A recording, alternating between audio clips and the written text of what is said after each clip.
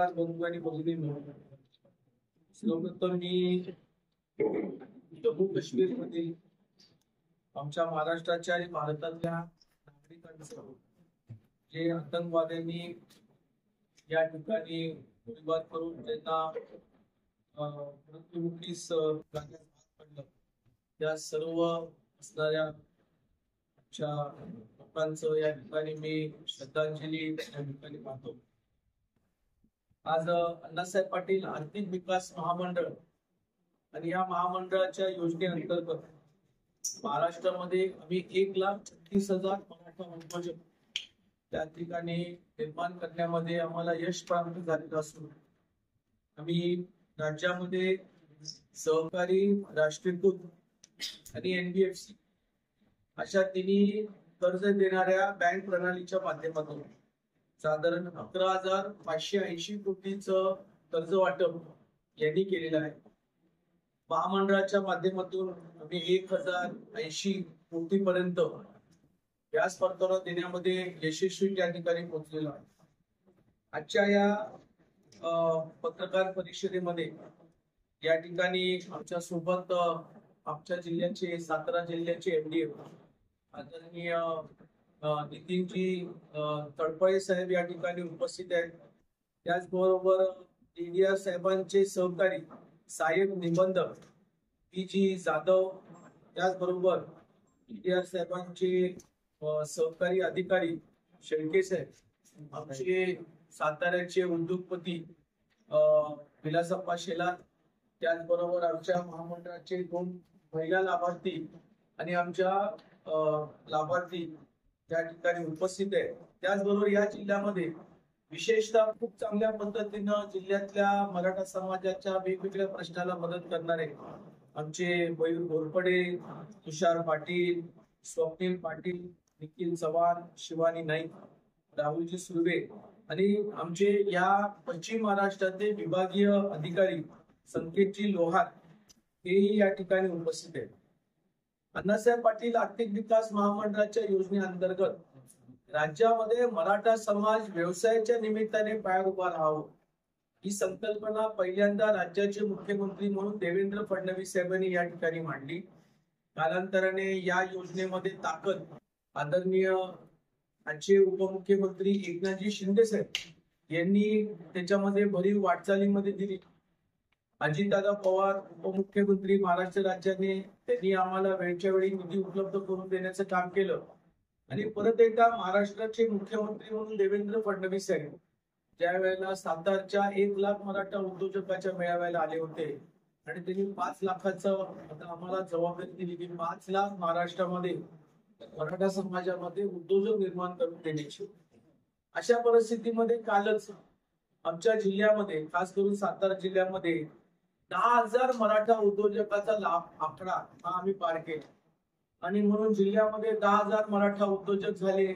मग आम्ही आमच्या लाभार्थ्यांचं, काही प्रमुख महिलांचं, आमचे पुरुष लाभार्थी अशांचं एक आम्ही सत्कार करत असताना मुद्दामून पत्रकारांना महामंडळाच्या कार्यालयामध्ये बोलून एखादी जिल्हा स्तरावरती पत्रकारांना कल्पना द्यावी असा आम्ही विचार केला आणि म्हणून आजच्या पत्रकार परिषदेच्या माध्यमातून जिल्ह्यामध्ये आज आम्ही 960 कोटीचं कर्ज वाटप आपल्या बँकेने केलेलं आहे आणि 43 कोटीचं व्याज परतावा दिलेला आहे. या आमच्या योजनेअंतर्गत आम्हाला कोऑपरेटिव्ह बँकेमधून सगळ्यात चांगला हातभार मिळालेला आहे. यामध्ये सहकारी बँकेमधून आम्हाला सातारा जिल्हा मध्यवर्ती बँक यांनी 2500 मराठा समाजाच्या लाभार्थ्यांना कर्ज वाटप केलेलं आहे. दी कराड अर्बन बँक यांनी 4,960 लोकांना, 490 लोकांना कर्ज वाटप केलेलं आहे. तर पाटण कोऑपरेटिव्ह बँक यांनी 221. म्हणजे अशा पद्धतीनं कोऑपरेटिव्ह बँकेने खूप चांगला मोठा वाटा या मराठा समाजाच्या तरुणांना उद्योजक होण्याच्या दृष्टिकोनातून हातभार लावलेला आहे. तर राष्ट्रीयकृत बँका यांच्यावरती राज्य सरकारचं जास्त लक्ष असतं, कारण राज्य सरकार राष्ट्रीयकृत बँकांकडूनच केंद्र आणि राज्याच्या योजनेची अंमलबजावणी करत असते आणि आम्हाला आनंद वाटतो की आपल्या जिल्ह्यामध्ये AU फायनान्स यांनी साधारण 952 मराठा उद्योजकांना कर्ज दिलेलं आहे। HDFC बँकेने 713 दिलेले आहे, बँक ऑफ इंडियाने दिलेले आहे, बँक ऑफ महाराष्ट्र जी आमची राज्यामध्ये लीड बँक आहे तिने 300-350 लोकांना कर्ज दिलेले आहे। अशा राष्ट्रीयकृत बँकांनी या ठिकाणी कर्ज वाटप झालेले आहे। काही आमचे बँकेमध्ये महामंडळामध्ये योजना अंतर्गत काम करताना असं एक चांगलं लक्षात आलं की काही आमचे जिल्ह्यामध्ये काही असे लाभार्थी आहेत जे खऱ्या योजनेचा लाभ घेत नाहीत, परंतु कागदोपत्री दाखवतात, पण प्रत्यक्षात ज्या वेळेला आम्ही थर्ड पार्टी ज्या वेळेला पाहणी करतो त्यावेळेला आमच्या लक्षात येतं की तो व्यवसाय नाहीये, मग गायगोटाच नाहीये आणि मुद्दामून दुसऱ्याच्या गायगोट्यामध्ये जायचं, स्वतःचा बॅनर लावायचा आणि फोटो करून व्याज परतावा मागायचा। आता हे स्पेसिफिक नावं मी तुमच्याशी शेअर करणार नाही, परंतु मी पत्रकार परिषदेच्या माध्यमातून जिल्ह्यातल्या सगळ्या कोऑपरेटिव्ह बँकांना विनंती करेन आणि त्यांच्या सर्व लाभार्थ्यांना की कृपया करून असं करू नका, कारण वर्षानुवर्षी अशाच प्रकारच्या चुका आपण करत आलेलो आहोत आणि म्हणून राज्य आणि केंद्र सरकारच्या योजना काही प्रमाणामध्ये फेल होतात। राज्य आणि केंद्र सरकारचा उद्दिष्ट शेतकऱ्यांना पायावर उभा करण्यासाठी, व्यवसायाच्या माध्यमातून ताकद देण्यासाठी असतो आणि ती जी सबसिडी असते तो या देशाचा टॅक्स पेअर भरत असतो। म्हणजे कमीत कमी करदात्याच्या माध्यमातून तुम्हाला पायावर उभा करत असताना त्याचा योजनेचा जर आपण चांगला वापर केला तर नक्कीच करदात्याला समाधान वाटेल, कारण देशामध्ये एकतर परदेशामधून असणारे पैशाची आपल्याला मदत होते आणि देशामध्ये असणाऱ्या विविध नागरिक, विविध व्यवसाय करणाऱ्या नोकरदारांकडून आपल्याला टॅक्स मिळत असतो आणि या टॅक्सच्या माध्यमातून राज्याच्या वेगवेगळ्या आणि केंद्राच्या वेगवेगळ्या योजना आपण चालवत असतो आणि म्हणून अशा प्रकारे आपण ही लाभार्थ्यांनी जातीनं त्या ठिकाणी घेतलेल्या योजनेचा 100% लाभ करावा आणि व्यवसायाच्या दृष्टिकोनातून पायावर उभं राहावं। आज आम्ही एक 4-5 महिला आणि 4-5 पुरुष लाभार्थ्यांचाही सत्कार करणार आहोत, कारण 10,000चा आकडा पूर्ण करताना त्यांचंही फार मोठं योगदान यासाठी आहे, कारण योजना कागदावरती आली आणि प्रत्यक्षात लाभार्थ्यांनी जर वापरच केला नाही तर ती योजना कागदावर राहते। परंतु मला खूप आनंदाने सांगावं वाटतं की सातारा जिल्ह्यामध्ये काही महाराष्ट्रातल्या विविध कानाकोपऱ्यामध्ये अशा प्रकारे उत्कृष्ट काम जसं शेतकऱ्यांनी केलेलं आहे, जसं पुरुषांनी केलेलं आहे, तसं महिलांनी केलेलं आहे आणि महिलांनी काही काही ठिकाणी इतकं युनिक व्यवसाय सुरू केला, योजनेचा लाभ घेतला, त्याच्यामुळे आज त्यांची आर्थिक सक्षमता त्या ठिकाणी झालेली आहे। आजच्या या कार्यक्रमाच्या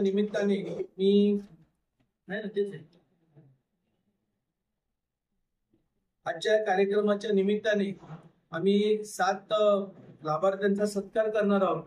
त्यातले 5 लाभार्थी उपस्थित राहिलेले आहेत। आमच्या श्यामल ताई ज्यांनी दुचाकी गाडी स्पेअर पार्टचा व्यवसाय सुरू केलेला आहे, 15 लाखाच्या योजनेचा लाभ घेतलाय।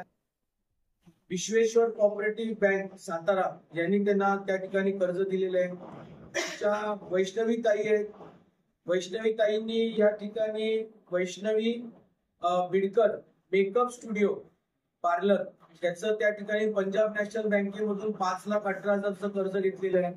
आमचे विद्याताई आहेत, विद्याताईंनी सावित्री मॉडेल्स राईस मिल अशा प्रकारचं 15 लाखाचं योजनेचा लाभ घेतलाय।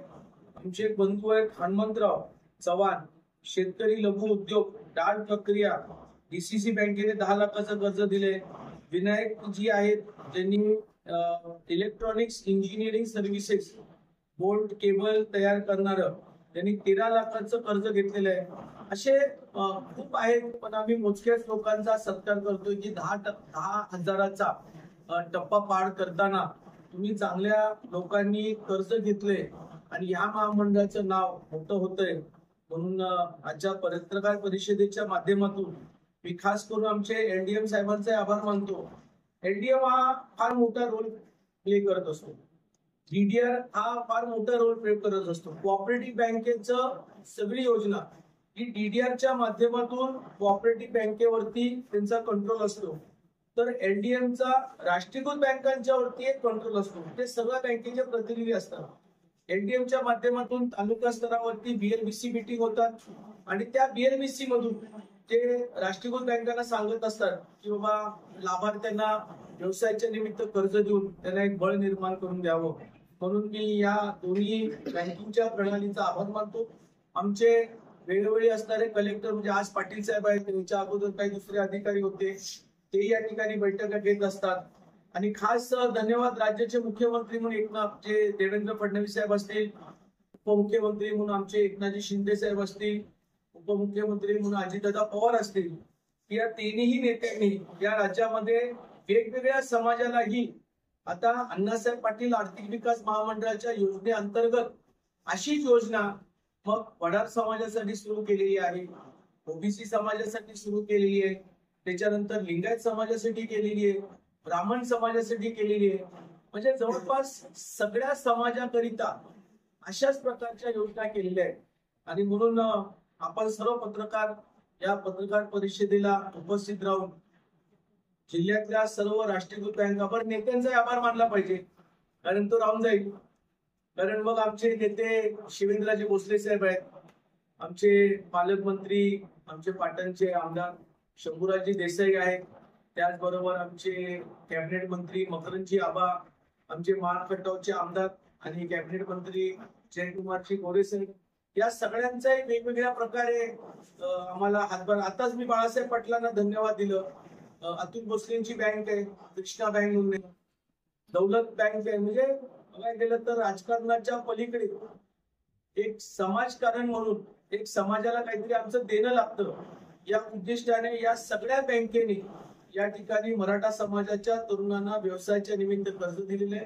हे सगळं कोऑपरेटिव्ह बँक आणि राष्ट्रीयकृत बँकांचा आभार मानतो आणि तुमचाही पत्रकारांचा आभार मानतो की तुम्ही पहिल्यांदा, म्हणजे ही पत्रकार परिषद दरवेळेला मी सर्किट हाऊसला घ्यायचो, पण मी मुद्दामून आग्रह काय केला की आमचं ऑफिस बघावं. आणि तुम्हीही पत्रकारांनी जसे मराठा समाजाचे असतील त्यांनी लाभ घ्या, जर ओबीसी समाजाचे असतील तर ते महामंडळ आहे. म्हणजे हे समाज कल्याण विभागामध्ये सगळ्याच महामंडळाचं कार्यालय आहे. म्हणून तुमच्या माध्यमातूनही व्यवसायाच्या निमित्ताने आता काही पत्रकारांनी लाभ घेतलेला आहे, पण मी नाव सांगत नाही, परंतु त्यांनी त्याचा प्रचार प्रसार करणं गरजेचं आहे की बाबा मी योजनेचा लाभ घेतलाय, आपणही लाभ घ्या. आणि व्यवसायाच्या निमित्ताने एक वेगळा व्यवसायाचा चेन आपण या जिल्ह्यात तयार करूया. म्हणून तुम्हा सर्वांचं आभार, धन्यवाद. आणि आपले काही प्रश्न असतील तर नक्कीच आपण त्या ठिकाणी विचारणार.